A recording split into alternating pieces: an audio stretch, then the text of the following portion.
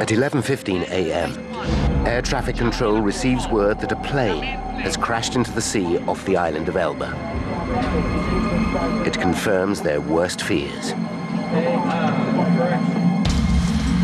Jerry Bull hears the news. The senior engineer says, "Got some bad news, Jerry." And I look at him and he said, "The comet's down."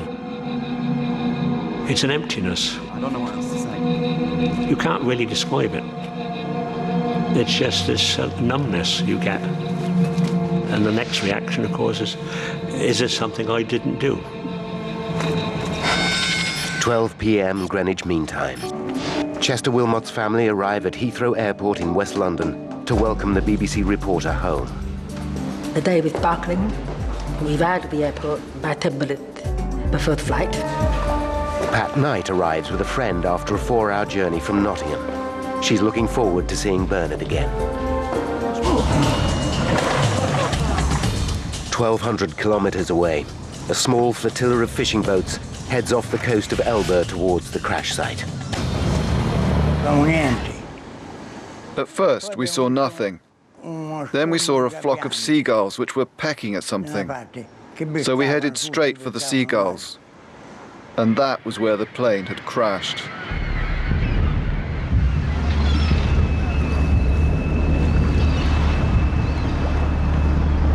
It's a harrowing scene.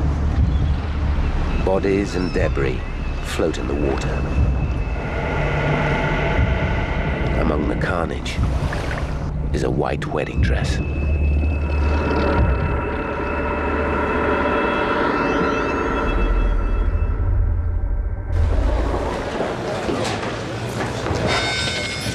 (1:30 p.m.) Flight 781 is now over an hour late. Airport staff mark the plane as delayed. Jane Wilmot keeps a close eye on the arrivals board. Mother wanted to keep me busy. So she was sending me off to keep asking questions. Plane delayed, plane delayed. Jane suddenly notices that all reference to Flight 781 has been removed. She decides to ask at the BOAC desk. Excuse me. And I asked questions of why is it not there on the board? Not on the list anymore. Why is it gone? I'm afraid I can't give you that information at the moment, dear. We can't tell you. Have you got someone with you? Go and get your mother. I'll be happy to speak with your mother. Edith Wilmot is taken to a side room. Her children wait outside. They still believe their father's plane is delayed. How this? Oh well. These things happen. Minutes later, Edith returns visibly shocked and close to tears. Darlings, there's been an accident. She tells her children that Chester is dead. Jane will never see her beloved father again. I just couldn't believe it was happening. But I'm very upset because I knew he was coming home for my birthday. And I kept on saying to myself, it wasn't his fault.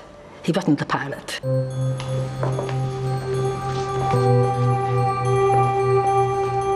The grim task of informing friends and relatives continues.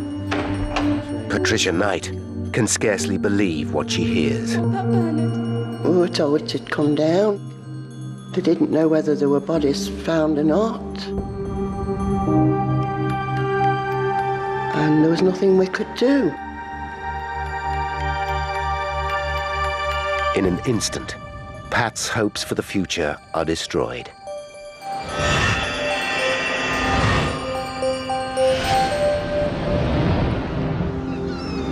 In Italy, the fishermen begin the gruesome task of recovering bodies. It was a big shock.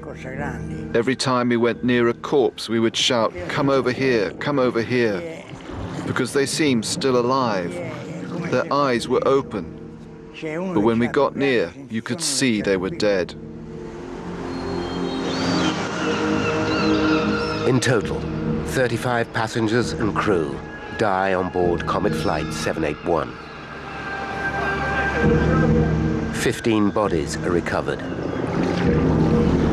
There are no survivors.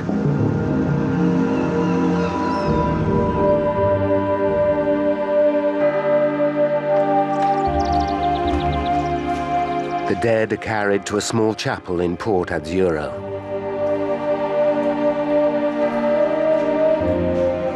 Local people say prayers. Children bring flowers.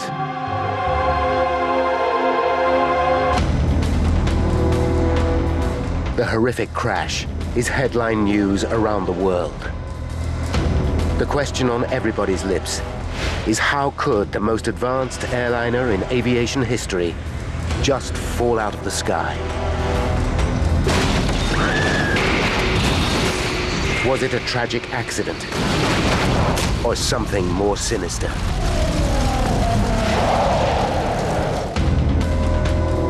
In 1954, the mysterious crash of the comet dominates the thoughts of the British nation.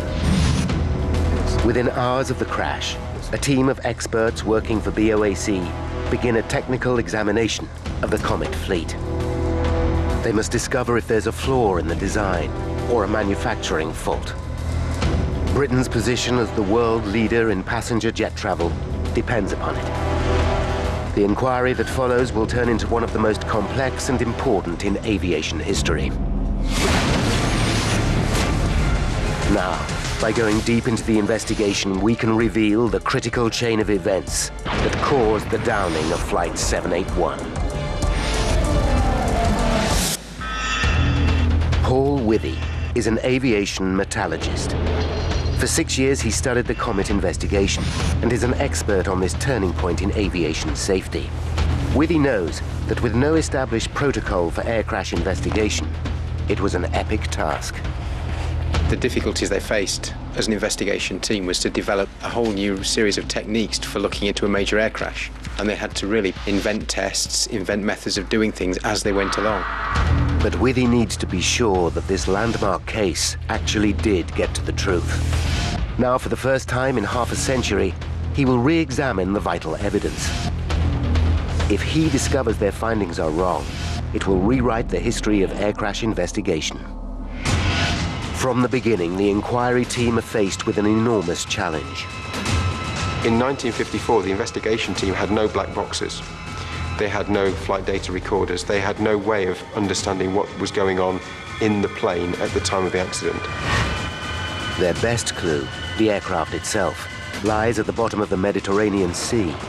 Without the remains of the plane, the team know they must unravel the mystery with the flimsiest of evidence. With little to go on, the press speculate that sabotage might be the cause of the crash. These are the early years of the Cold War, and there are fears that subversive communists may be responsible. Sabotage, a bomb. I mean, that came up fairly rapidly, you know, it has to be. How did it happen? A bomb could have been hidden on board while the plane was taking on extra baggage. It's only a theory, but if true, it would at least eliminate doubts about the safety of the comet itself. With the pride and prosperity of a nation riding on the comet's success, a close eye is kept on the investigation from the very top.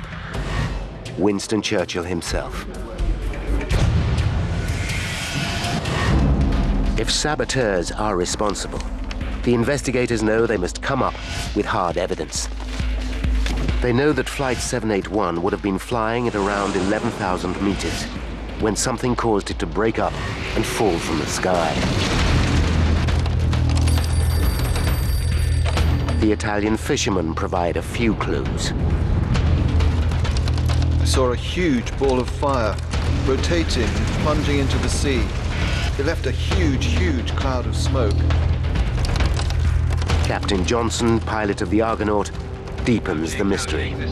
The radio went dead in mid-sentence. Everything just cut out instantly. But it's the victims themselves that provide the biggest mystery. Within hours of the crash, Italian pathologist Dr. Antoni Fornari examines the bodies. Despite Fenari's considerable experience, he finds a pattern of injuries he has never seen before. The victims suffered broken limbs and damaged ribs, injuries sustained after death. But what confuses Fenari is that many of the bodies have fractured skulls, wounds he discovers that were sustained before death.